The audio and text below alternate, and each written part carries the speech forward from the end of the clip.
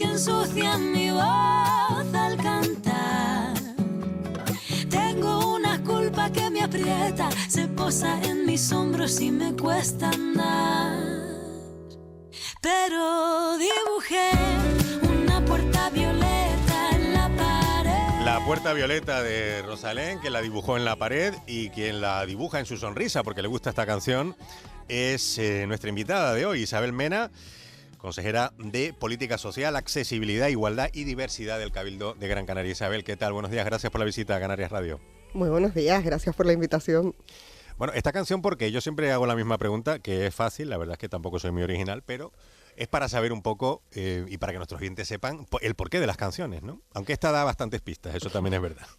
Bueno, de entrada porque me encanta Rosalén, en general toda la música que hace Rosalén la sigo desde que cantaba en club chiquititos y éramos 100 personas las que íbamos a sus conciertos, y luego porque creo que sin duda La Puerta Violeta es una canción que describe perfectamente el daño no solo físico sino psicológico que produce la violencia machista en las mujeres, pero lo hace de un canto de esperanza, ¿no? Con esa puerta violeta, como el feminismo se convierte en esa puerta de entrada a un mundo distinto, a la salida de la violencia y a ese césped verde color esperanza, ¿no? Uh-huh.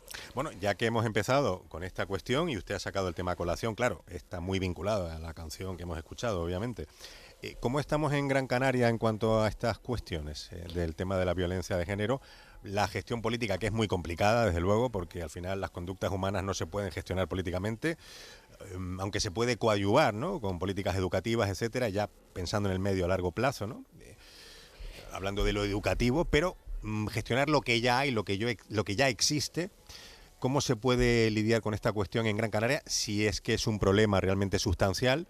¿O cree usted que, bueno, que afortunadamente en la isla pues no es demasiado, digamos, importante, dentro de que cada caso que se produce evidentemente es importantísimo? Me refiero en términos cuantitativos, estadísticos, ¿no? Desde luego es un asunto importante, no solamente en la isla de Gran Canaria, sino en general en todo el estado, ¿no? La violencia machista es una de las peores lacras con las que batallamos en pleno siglo XXI, lo íbamos haciendo a lo largo de toda la historia, pero en pleno siglo XXI, donde es el siglo de los derechos sociales, donde hemos alcanzado... Pequeño paréntesis, claro, obviamente lo que usted dice, pero le pregunto porque su negociado es Gran Canaria, claro. Sí, efectivamente. Pero en Gran Canaria la situación no es distinta, ¿no? Cada caso que atendemos desde los servicios insulares, solamente un caso es la prueba de que el sistema está fallando, de que la violencia machista sigue siendo, como decía antes, una lacra social que afecta a más de la mitad de la población, y que además va creciendo a medida que crecen también, por ejemplo, las tecnologías. Nosotros en septiembre del año pasado pusimos en marcha el primer servicio de atención a las víctimas de ciberviolencia machista, y lo pusimos en marcha porque después de un estudio nos dimos cuenta de cómo la ciberviolencia estaba afectando además a las mujeres más jóvenes, ¿no? Como una nueva forma de violencia contra las mujeres. Y eso pues nos hace reflexionar sobre el avance del machismo. Hay muchas políticas públicas para que retroceda, desde luego la base está en la educación, como bien decías, pero que el machismo avanza a medida que avanzan también las formas de comunicación en la sociedad. Uh-huh.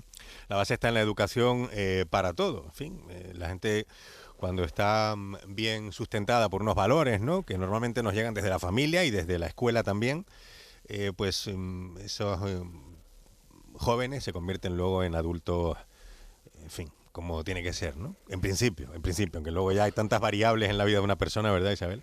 Efectivamente, de remover los cimientos de una sociedad que durante siglos ha estado construida sobre los roles de género, sobre pues la prevalencia del género masculino sobre el femenino a lo largo de la historia, en absolutamente todo. Es complicado porque son los cimientos sobre los que se ha construido la sociedad en la que vivimos, pero que sea complicado no nos puede hacer pensar que es imposible, y desde luego lo que tenemos que tener claro como sociedad es que hay que avanzar en el camino, ¿no? Que esos discursos del retroceso que se escuchan ahora desde las esferas políticas, la negación de la violencia machista, la negación del machismo en sí mismo o de la sociedad patriarcal, no ayudan en absoluto a que consigamos una sociedad muchísimo más igualitaria, que al final es por lo que aboga el feminismo, ¿no? Porque la sociedad sea igualitaria y tengamos todos y todas las mismas oportunidades. Claro, como se trata de políticas integrales e integradoras, ¿verdad?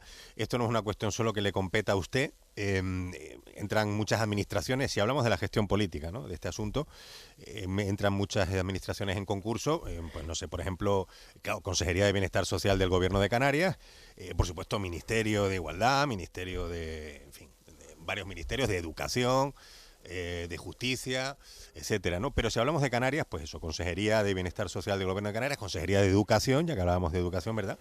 En el Cabildo de Gran Canaria, pues usted misma, y las concejalías de igualdad que en muchos ayuntamientos también existen. Es decir, que hay mucho trabajo conjunto por hacer y que coordinar, ¿no? Efectivamente, por ejemplo, en Gran Canaria el Cabildo trabaja con los 21 municipios de la mano. La red de atención a las víctimas de violencia de género funciona en todo el territorio y lo hacemos precisamente porque trabajamos en una estrategia común, en el marco estratégico por la igualdad de Gran Canaria, con un nivel de coordinación que yo creo que es admirable y que además a veces se habla poco de la capacidad de coordinación de las administraciones públicas, en las que además intervienen distintas fuerzas políticas, porque obviamente no todos los alcaldes, no todas las alcaldesas son de los mismos partidos políticos ni coinciden con las fuerzas políticas que gobiernan en el Cabildo de Gran Canaria. Pero en la este idea es un caso poco la es misma el en general, Partido ¿verdad, Socialista. Isabel? Efectivamente, que haya una coordinación Al y que margen podamos de tener una colores actuación única. políticos. Sí. Sí, en Gran Canaria yo creo que podemos hablar de éxito compartido, porque llevamos años trabajando el Cabildo con los 21 municipios, gobernar a quien gobernara en esos 21 municipios de la mano, y lo hemos hecho con una estrategia única, yendo todas hacia el mismo rumbo, con la misma hoja de ruta, y eso ha hecho que tengamos un servicio insular de atención a las víctimas de violencia de género muy potente. ¿Cuánto tiempo lleva usted al frente de esta responsabilidad? Pues de esta concretamente, de igualdad en el Cabildo, llevo un año. Fui responsable también en el Ayuntamiento de Las Palmas de Gran Canaria hace años, pero en el Cabildo llevo un año en esta responsabilidad. En políticas sociales en general, incluido esto que estamos hablando. No, en políticas sociales ya 5 años, en igualdad sí que uno solo. De acuerdo. 5 años en el Cabildo. En el Cabildo, sí. Claro. En ese pacto de Nueva Canarias con Partido Socialista, partido al que pertenece usted, por cierto, ¿verdad? Efectivamente. Y además es vicepresidenta tercera del Cabildo, no sé si lo he dicho, pero lo digo ahora, aprovecho, sí. Además de consejera. ¿Y de qué está usted más orgullosa en todo este tiempo que lleva ya en la gestión de lo público, en políticas sociales y en igualdad, ya que hablamos de ello? En igualdad y en políticas sociales en general, que desarrollaremos a lo largo de esta conversación el resto de asuntos que tienen que ver con lo social. Pero en igualdad, por ejemplo...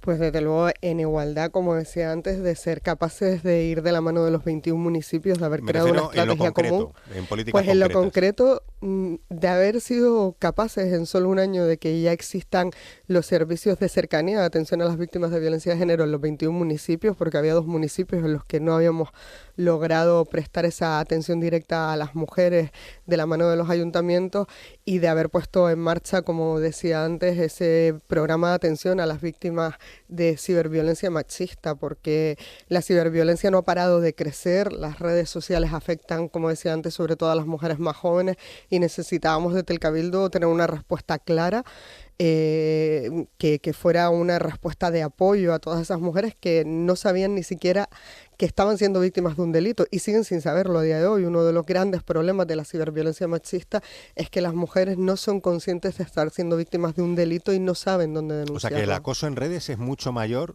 o más significativo ahora que el acoso físico, digamos, el de toda la vida. El acoso físico sigue existiendo, por supuesto, y sigue Canaria, existiendo la tiempo, violencia machista, pero el ciberacoso está creciendo por encima de un 20% en los últimos 5 años. Eso significa que es un tipo de violencia que no solo no se está frenando, sino que se está expandiendo. En Gran Canaria, el estudio que hizo el Cabildo fue de la isla de Gran Canaria, concretamente. Probablemente si hacemos estudios del resto del territorio nos encontremos con la misma situación, incluso a nivel global en todo el mundo. Es fácil acosar desde las redes sociales porque además es un acoso permanente que no cesa. Cuando uno está sufriendo un acoso físico, al final cuando el acosador no está o tú estás en tu espacio, en tu refugio, pues dejas de ser acosada en ese momento, pero el ciberacoso se produce constantemente en las 24 horas que funcionan las redes sociales. Y como decía antes, además, con esa sensación de que en las redes sociales todo es posible y que por tanto no está siendo víctima de un delito. Hay que recordar que incluso se tuvo que legisló el gobierno de España hace apenas un año y medio, el hecho de que, por ejemplo, las fotos que atentan a la dignidad sexual, a la integridad sexual de las mujeres que se comparten a través de redes sociales, no son solamente delito para quien hace la foto y la comparte, sino para todas aquellas personas que siguen reenviando esa foto que es producto del delito. Y eso se tuvo que legislar porque estaba sucediendo en este país. Pero es que eso era ya un delito. Era o sea, quiero decir, compartir privacidad de alguien ya era un delito. Ahora lo que tiene es mayor castigo ese delito. Pues fíjese, precisamente sobre esto, nos escriben un mensaje de texto de WhatsApp al 616-486-754, dice esta persona, y gracias por participar de antemano, le digo. Buenos días, si no aumentan las condenas por violencia de género, no veremos que cojan miedo a cometer esta barbaridad, nos dicen.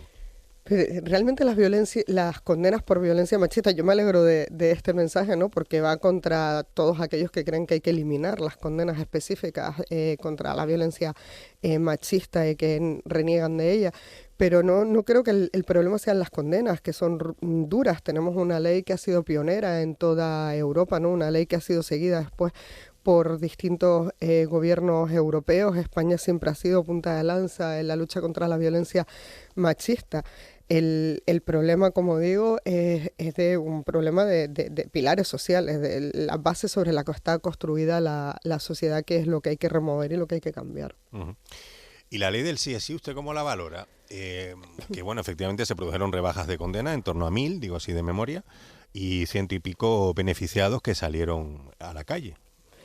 Creo que la ley del sí es sí... Lo que pasa es que los datos no se suelen actualizar demasiado, depende del Consejo General del Poder Judicial, ¿verdad? Me parece que ofrecer esos datos, o del Ministerio del Interior, ahora mismo tengo esa duda, pero bueno, depende de una instancia superior el liberar esos datos y actualizarlos, y eso no se suele producir, con lo cual tampoco tenemos datos actualizados, por lo menos al menos de momento que yo sepa, ¿no? Hubo un momento en el que se actualizaban constantemente por parte del Consejo General del Poder Judicial, ¿no? Que teníamos hasta contadores en algunos medios de comunicación. Yo creo que la ley hay que valorarla en su conjunto. Era una ley absolutamente necesaria que pone el consentimiento en el centro.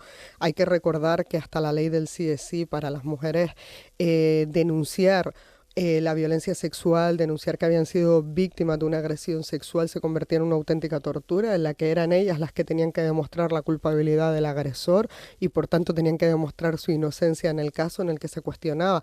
Y hoy en día, desgraciadamente, se sigue cuestionando hasta el papel que tuvo la mujer en ese momento de la agresión sexual, su vestimenta, si iba sola, qué hora era, si había consumido algún tipo de sustancia como el alcohol, y eso era inadmisible, ¿no? Y creo que este país lo gritó al unísono cuando fue el famoso caso de la manada. Había que intervenir en esta situación, había que proteger a las mujeres, y la ley en su conjunto es una ley buena. Pero en Gran Canaria se produjo alguna rebaja de condena con salida a la calle, ¿no?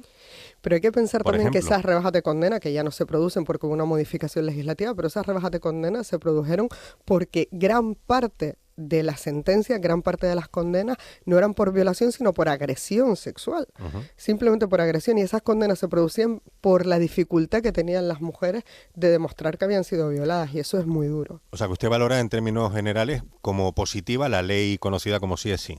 Sí, desde luego hubo una modificación que evitó que se produjeran esas impecables jurídicamente, etcétera. No, ahora hay una modificación que ha impedido que se sigan produciendo esas reducciones de condena, ¿no? Con la modificación legislativa, pero sí que era un debate que este país tenía que tener. No puede ser que todas las condenas fueran por agresión, por la imposibilidad de demostrar una violación. ¿Pisos tutelados para mujeres? ¿Cuántos gestionan ustedes en Gran Canaria? ¿Y cuántas mujeres se están beneficiando? Pues nosotros en Gran Canaria tenemos 3 centros de acogida para víctimas de violencia machista. Además tenemos pisos tutelados, sí. Tenemos casas de acogida y tenemos pisos también en los que están pues las mujeres, y el Cabildo en su conjunto atiende a la vez en estos centros a más de un centenar de mujeres. Que son la demanda. Quiero decir, ¿hay más demanda de esas 100? No, ¿O tienen cubierta la demanda? No, atendemos a muchas mujeres en el resto de recursos, en recursos de atención psicológica, de atención social, de atención legal, por supuesto, superamos... no, me refiero a estos casos de mujeres. Claro, no, de necesidad, digamos, el Cabildo de cuando vivienda, ¿no? No, el Cabildo cuando ha necesitado abrir nuevos recursos porque no llegaba a la demanda los ha abierto. De hecho, hace no mucho se abrió incluso un recurso especializado para mujeres que tienen que son víctimas de violencia machista, pero con problemas de adicción, y por tanto hemos ido actualizando los recursos que tenemos para dar respuesta a la demanda siempre. Uh-huh. Y si hablamos y cambiamos de tercia, no sé qué quiere usted completar algún comentario más sobre este particular. No, desde luego creo que es un tema importante, ¿no? Que los medios de comunicación, como estás haciendo, den altavoz, ¿no? Al problema que existe actualmente de la violencia machista, es importante también. Si hablamos ya, por ejemplo, de políticas sociales que tienen que ver con el fenómeno migratorio, estamos asistiendo pues a ese rifirrafe, intercambio dialéctico permanente en lo político, a nivel nacional y también a nivel autonómico, sobre el tema de los centros de menores, la ley de extranjería. Se supone que ahora se van a poner otra vez sus señorías en el Congreso a ver si sacan adelante esa reforma, ¿no? Entre los distintos partidos, fundamentalmente PP-PSOE, los principales, ¿no? Y bueno, ¿cómo lo llevan ustedes este debate interminable desde Gran Canaria, desde su competencia en la consejería? Tienen ustedes además centros de menores inmigrantes, ¿verdad? Nosotros fuimos la primera institución que empezó a abordar la crisis migratoria. El Cabildo de Gran Canaria fue la primera institución en abrir estos centros antes de que el Gobierno de Canarias abriera los centros de emergencia, y por tanto conocemos perfectamente bien esta crisis. Yo la conozco en primera persona porque además gestiono esos centros y por tanto la he vivido incluso en su peor momento, que fue cuando la crisis humanitaria se mezcló con la crisis sanitaria y era muy difícil gestionar pues esas llegadas de pateras en medio de un mundo que estaba cerrado, literalmente cerrado, y todo el mundo encerrado en casa.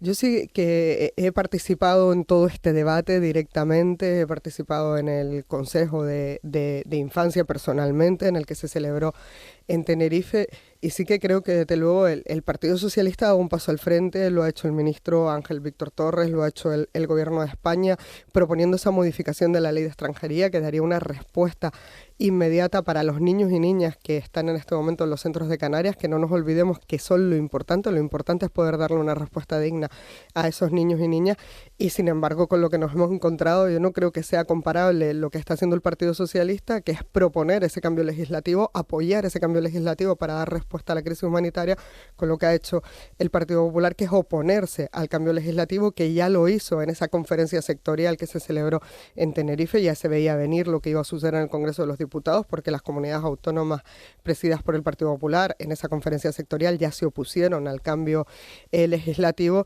y yo espero que ahora haya un poco de sentido común, que el Partido Popular entre en ese sentido común, porque además conoce la crisis humanitaria, la está gestionando directamente el Gobierno de Canarias, por tanto conoce lo que está sucediendo con esos niños y niñas, y hay que dar una respuesta inmediata. La postura oficial del Partido Socialista al respecto de esta polémica de si Pedro Sánchez, de vacaciones en Lanzarote, debería de reunirse con Fernando Clavijo, la postura oficial del PSOE es que, bueno, que es irrelevante y que no es lo fundamental ni lo sustancial, que el presidente está de vacaciones, que tiene derecho a ello y que no tiene por qué tener una agenda con el presidente canario.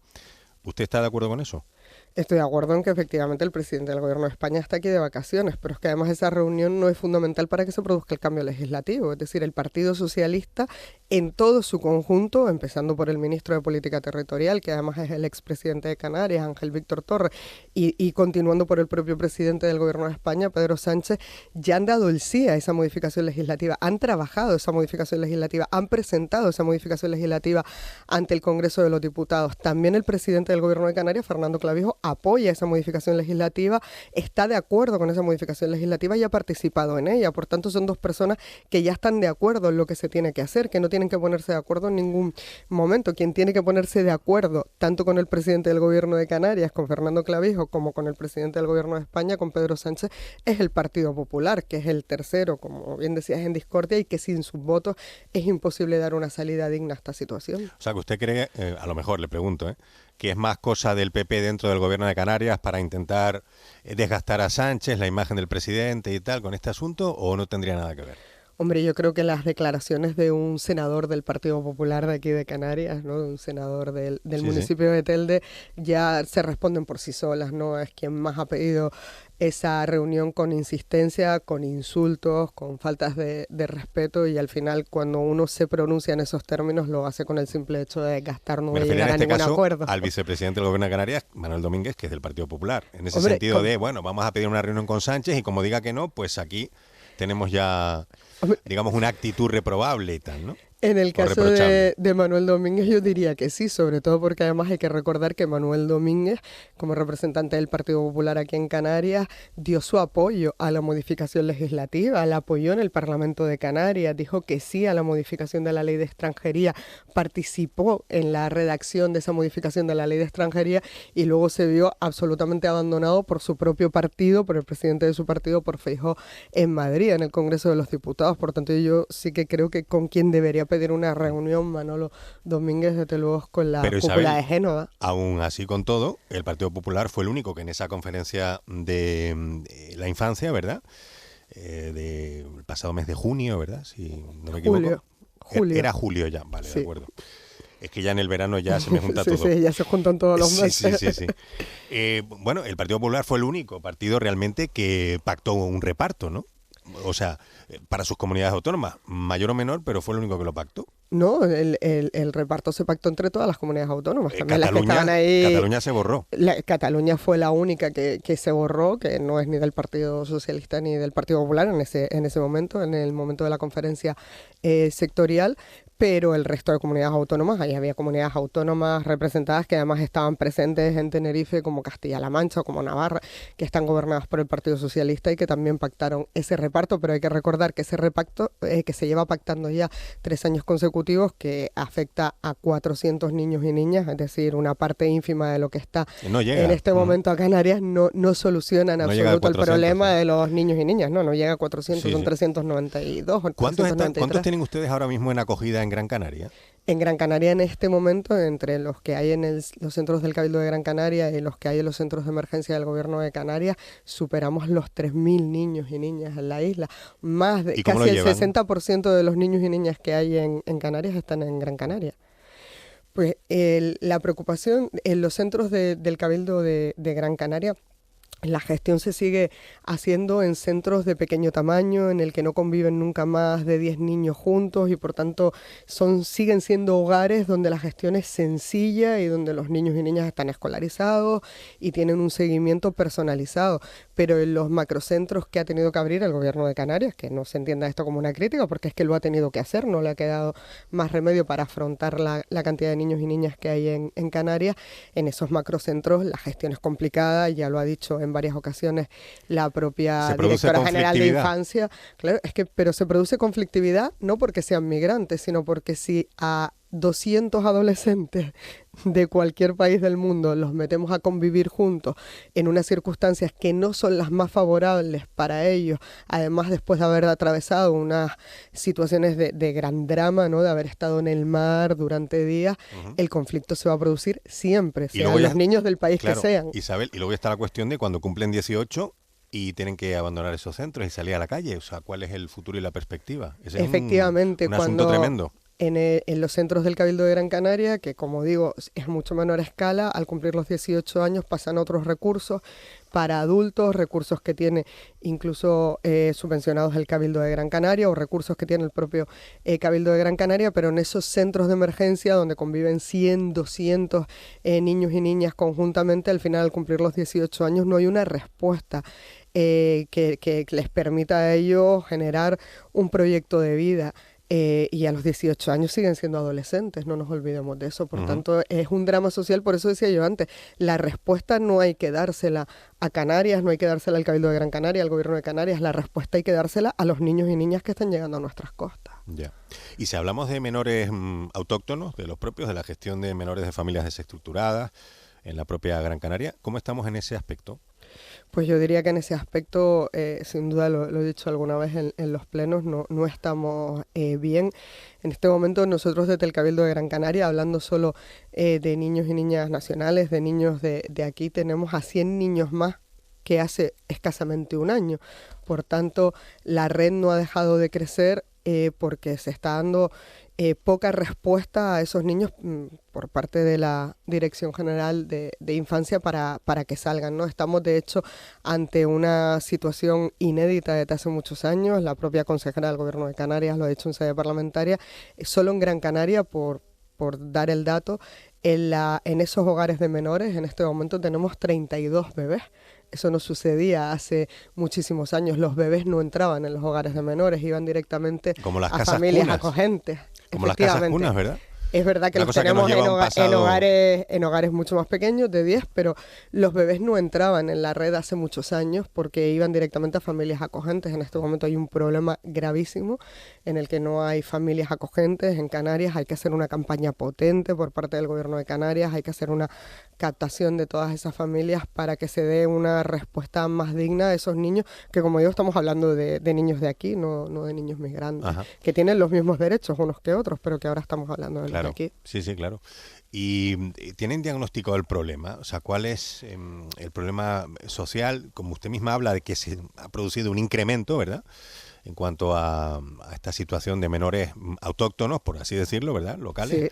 Sí. ¿Por qué? O sea, ¿tienen ustedes, digamos, esto estudiado? Sí, no es un problema de que entren hoy en día más niños en la red de los que entraba hace un año o hace 2 años. Es decir, no es un problema de que tengamos más casos de desamparo. El problema es que los niños y niñas no están saliendo de la red. Antes teníamos ese recurso de las familias acogentes que permitían que los niños a lo mejor estuviesen en la red 3-4 meses y luego estuvieran en el seno de una familia, que es lo ideal, a lo que debe aspirar, lo que dice la ley de Infancia y Familia del 2015, y sin embargo ahora pues todo ese colapso que se está produciendo en todos los recursos que tendríamos que dar a los niños y niñas fuera de los hogares, pues está afectando directamente a la salida. Entran pero no salen del sistema, por decirlo de alguna manera que se comprenda. Uh-huh. Estamos terminando. Como consejera de accesibilidad, claro, esta parte de su competencia en el Cabildo Insular, ¿qué tal? O sea, ¿qué tipo de acciones se están llevando? Pues bueno, nosotros gestionamos todos los servicios sociosanitarios y la verdad que orgullosas. Estamos llevando a cabo un plan de infraestructura sociosanitaria que nos están permitiendo pues poner a disposición de las personas dependientes de Gran Canaria. En este momento tenemos en construcción 3 residencias en la ciudad de Las Palmas de Gran Canaria, una en Teror, otra en Guía, hemos terminado en Galdar, en La Aldea. Y eso nos va a permitir tener servicios no solamente para las personas mayores, sino también para las personas con discapacidad, que para nosotros también es un sector fundamental. Y la descongestión de los centros sanitarios que no sociosanitarios, ¿verdad? Efectivamente. Claro. Pues muy bien. Pues hasta aquí llegamos porque es que nos quedamos sin tiempo, más que nada. Siempre me ocurre lo mismo en estas entrevistas, estaría un rato más, pero el tiempo manda. Isabel Mena, vicepresidenta tercera del Cabildo de Gran Canaria, consejera de Política Social, Accesibilidad, Igualdad y Diversidad. Muchísimas gracias por estar con nosotros. Seguro que se nos quedan temas en el tintero, seguro, pero habrá más ocasiones. Gracias. Muchas gracias a ustedes. Buen día.